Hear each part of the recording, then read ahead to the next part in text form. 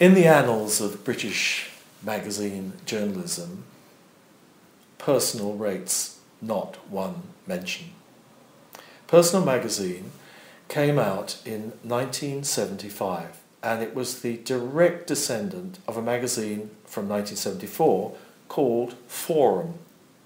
And it was an attempt to broaden the base of the more raunchy but yet very responsible sexual magazines that were coming out around that time. So of course people like Mrs. Mary Whitehouse hated magazines like Personal because they made sex the central focus of most of the articles. So if you wanted to know how to do it 20 times in a night, well, Personal was the magazine that you went to for that advice. Sex aids? Yeah, sure, we could tell you where they could be found. The reason I was involved in Personal was that my friend Howard Robinson was the editor, and to gain publicity for the magazine, he posed naked, starkers, in the Daily Mirror, the first magazine editor to appear nude. How did I come involved with Personal? Well, I received a call from Howard and said, look, we're in trouble, we've done this interview with this actress and it's not sexy enough. We want you to re-interview her and we want you to make it sexy. So I met this actress in a London pub and explained grovellingly that this was the reason I was speaking to her, and she obliged with a few juicy tales. Her name, for the record, is Georgina Hale, and she's still very much with us.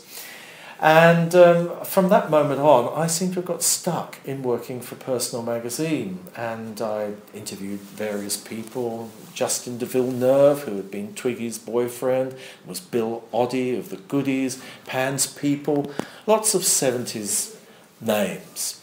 And one of them was Julia Foster, who is now one of the world's leading experts on 18th and 19th century Swedish painted furniture, but at that time she was starring in The Adventures of Moll Flanders.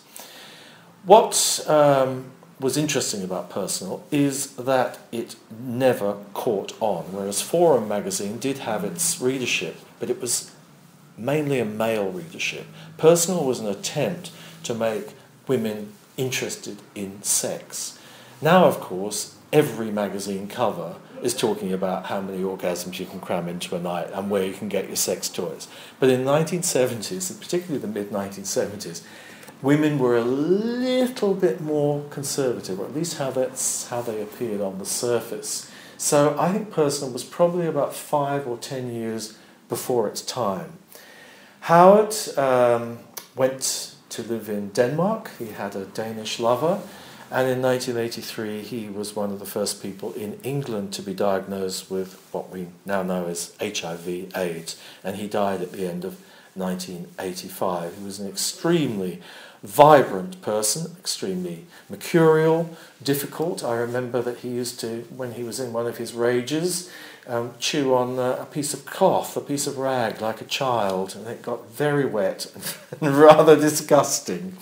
But anyway, we loved Howard. There was something very, very sweet about him. And myself and a couple of other people who had actually very distinguished careers in British journalism, we helped out to try and save this little magazine called Personal, but there was nothing we could really do. It was just simply before its time.